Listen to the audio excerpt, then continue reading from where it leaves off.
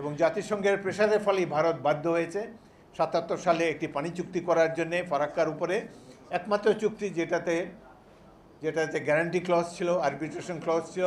তারপরে চুক্তিসমূহতে আর এগুলো আমরা পাইনি।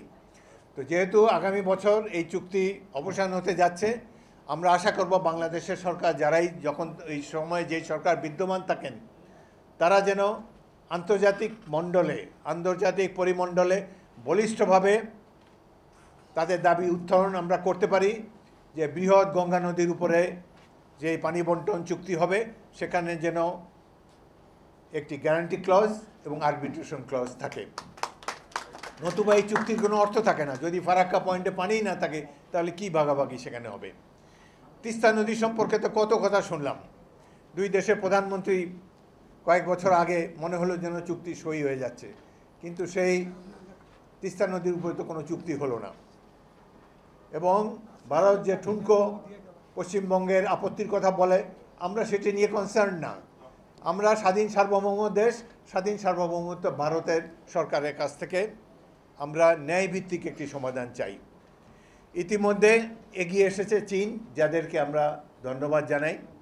তারা $2.1 বিলিয়ন একটি মাল্টিপারপাস তিস্তা নদীর ব্যাপারে একটি প্রজেক্ট তারা প্রস্তাব করেছে বাংলাদেশ সরকারের কাছে, যেখানে তারা এখানে বৃহৎ ওয়াটার রিজার্ভয়ার, যেহেতু ভারত বাংলাদেশকে তিস্তা নদীর পানি দেবে না, তিস্তা নদীর পানি ধরে রাখার জন্য কয়েকটি স্থানে বিশাল জলাধার নির্মাণ করা, সেখান থেকে এই যে তিস্তা নদী শুকিয়ে গিয়েছে, মৃতপ্রায় নদী, এটিকে আবার পুনঃখনন করা, যেখানে 5 ফিট যেখানে গভীরতা রয়েছে সেখানে অ্যাভারেজ 10 ফিট গভীরতা বঙ্গোপসাগর পর্যন্ত পুরো তিস্তা নদীতে গভীরতা বৃদ্ধি করা, সেখানে সড়ক নির্মাণ করা, সেখানে মৎস্য প্রকল্প করা এবং নানাভাবে এই অঞ্চলে উত্তরবঙ্গের ব্যাপক পরিবর্তন সাধিত হবে, পরিবেশগত এবং অন্যান্য বিভিন্ন যেই চীন যে অফার করেছে বাংলাদেশকে,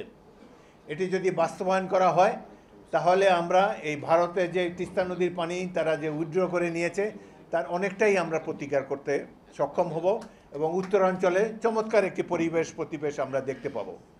যেই মুহূর্তে চীন এই অফার দিয়েছে বাংলাদেশকে, সাথে সাথে ঘুম ভেঙে কুম্ভকর্ণের মতো জেগে উঠেছে ভারত সরকার। তারা এখন বলতে চায় যে তারাও এখানে অংশগ্রহণ করবে, তারা চীনের প্যারারালি আর একটা ভালো জনকল্যাণমুখী একটি প্রকল্প তারা দিতে যাবে। এত বছরে আমরা যে ট্রিটমেন্ট পেয়ে এসেছি এটি বলাই বাহুল্য যে বিগত সরকার একটি কেবলমাত্র একটি ভাওতা দেবার জন্য এই ধরনের প্রকল্প দেওয়া হয়েছে।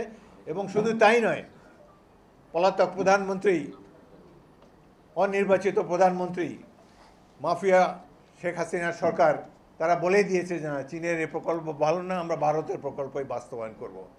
কতখানি নতজানু এই দেশ। বাংলাদেশের মানুষকে তারা মানুষই মনে করে না।